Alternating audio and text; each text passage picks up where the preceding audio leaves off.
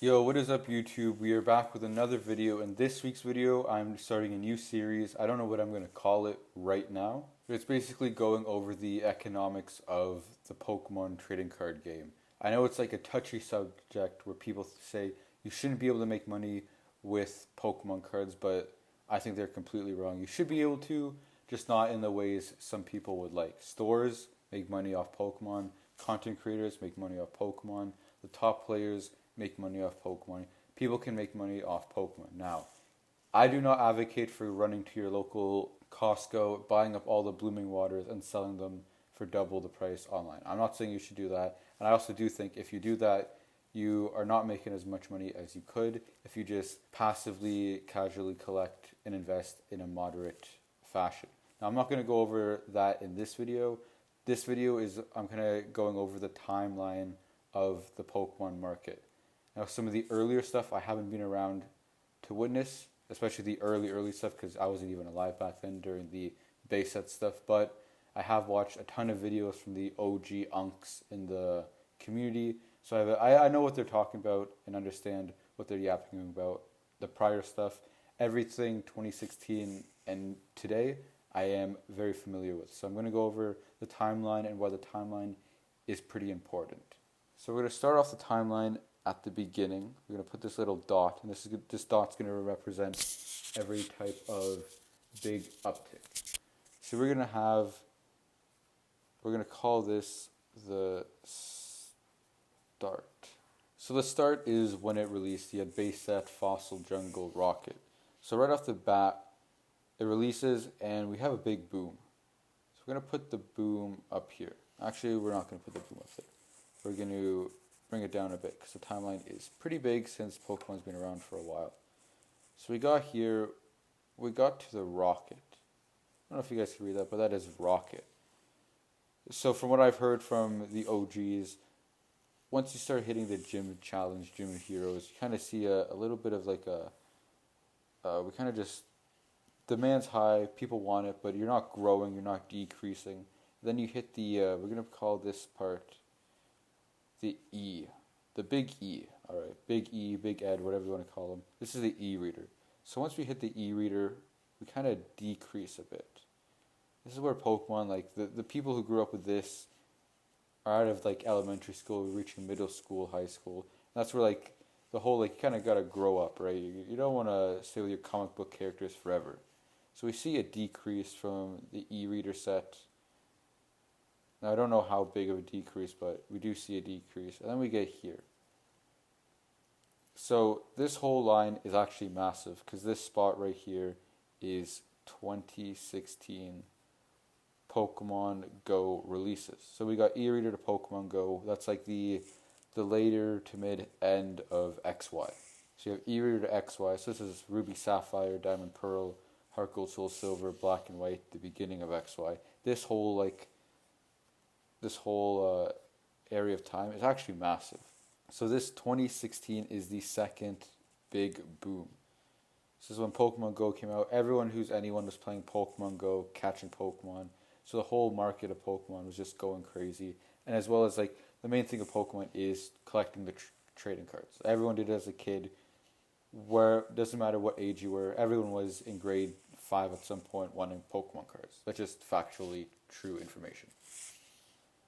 So we do see the first boom, and we'll just put it here. Let's just say it goes here. So where it starts to teeter off here versus here is bigger. So there's more people collecting in the Pokemon hobby, investing, whatever. I guess investing, you weren't really investing at this point, and you do see a decrease. So a little bit of a decrease, and then we get here. So this point is only 4 years later, and this is 2020. People like to call it different things. Logan Paul, COVID, this, that, and the third. I call this era lockdown. This is when the world was locked down. You couldn't travel anywhere. You couldn't do anything. So people just opened up their old collection and thought, hey, I could just buy Pokemon cards. And a lot of people did that. Logan Paul did that. All these content creators got into it. Everyone got into it. And this is where we kind of got the big eyes, like I like to call it. Invest. The evil word that ruined the hobby. The scalpers came in and invested. But I don't think the investors screwed it. I think the investors actually helped it because there's a lot of dead product in between these two eras. I remember right before the whole boom, I could go to any Target, not Target because I'm in Canada, Walmart, Toys R Us, GameStop, and I could find any XY product on the shelf. Maybe not the first 4 sets, but like stuff like Phantom Forces, XY Evolutions, Roaring Skies. I could find that all day. Once we got to this point right here, it was like overnight, everything was cleared off the shelves. So it did help store owners and stores get rid of dead product, but it actually left them with no product, which is actually a bit worse for the community, not for the store. So we got the huge boom of just everything, and I would say it was massive. So we got to about here, then stuff started, the investors, the scalpers, everyone, all the content creators kind of got out of Pokemon, and we see a decrease. Starting to see a decrease, stuff is stabilizing, and then we get to here. Now this is 2025. People don't actually know what happened here, what started it. There's a few different things. I like to call it the Pocket era. Because I noticed the general hype and the general uptick in the market happened when Pokemon Pocket released. What I think Pocket did, it was introduce a whole new crowd of people who got into Pokemon, who didn't get into Pokemon during Pokemon Go, the COVID lockdown, but then got into it the third time. There's the app on the phone where you could open packs, and people are like, you know what, let me spend some money on some packs in person. And I think that's what really caused this whole uptick. So this is where we are today. This is today, right here. Now there's 3 things that could happen at today's point. We could see the market continue to go up, which I think is a bad thing because it's really hard to get product right now. There's a few Pokemon parents that I do talk to, and to them it's like they're basically priced out of the hobby, which is a terrible thing that should never happen. I do like to make money from Pokemon, but at the end of the day, people need to enjoy Pokemon. That's just an investor thing. So the second option is everything could crash, everything could go to zero. You spend any money on Pokemon, you're now working 2 jobs, one at Burger King, one at McDonald's, and you can barely afford anything because you maxed out your credit card on Pokemon and it tanked. This, I don't want to say guarantee, we'll say 99.99%.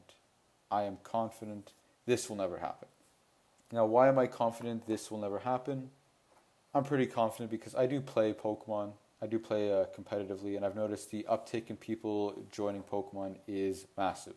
On top of that, I do attend card shows, and again, the audience and the amount of people that go to these card shows is massive. So this is not going to happen.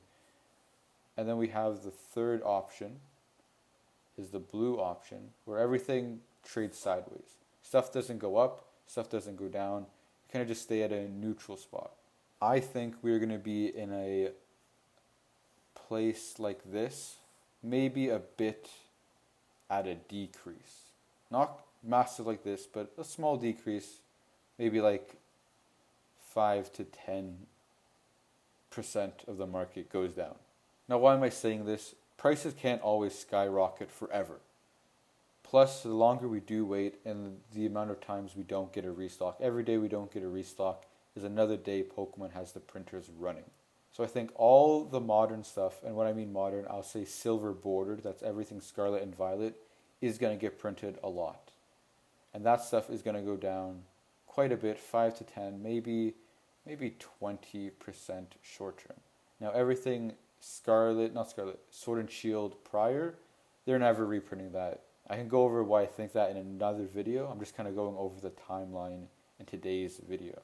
Now another reason why I think we're going to go at a minus 5 to 10%, maybe 20%, is I have noticed more of the hot ticket items has been going down.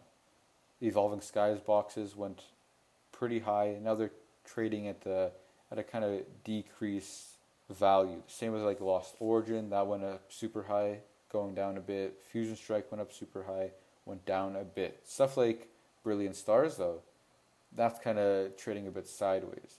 So I think the big ticket items are going to start going down a bit or trading sideways, selling sideways, whatever you want to say. And then once we get to the Battle Together or Journey Together, this set with like the Trainers Pokemon in English, I think that set is absolutely garbage. I think once people realize how garbage that set is, they're going to realize they overpaid. I think it's better than Battle Styles, but worse than Chilling Reign. And we all know what happened with Battle Styles and Chilling Reign after release. They went down.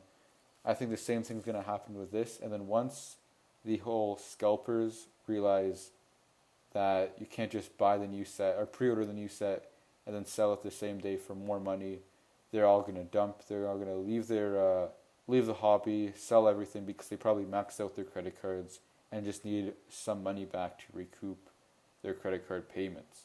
So then we're going to see massive sell-offs, but like the big players, the big scalpers are going to sell off, and that's going to cause the market to go down. If you are a collector, player, or even investor, that is when you buy once you see the 5 to 20% decrease of all the scalpers getting burned and leaving the hobby. So I hope this video kind of sheds some light on the past trends, where we started from here, where the whole graph goes up, where we are today, and where it could go. Again, don't spend all your money on Pokemon cards. Spend a moderate amount. Again, don't spend all your money on Pokemon cards. You should never do that. Spend as much as you can lose. Because again, opening product you're going to lose. You obviously don't want to buy something super expensive here and then it tanks or it goes down. Please be careful of today's market. It is super hot, and when stuff is super hot, people are going to get burned. So I hope you guys liked today's video, enjoyed it, and kind of learned something from it.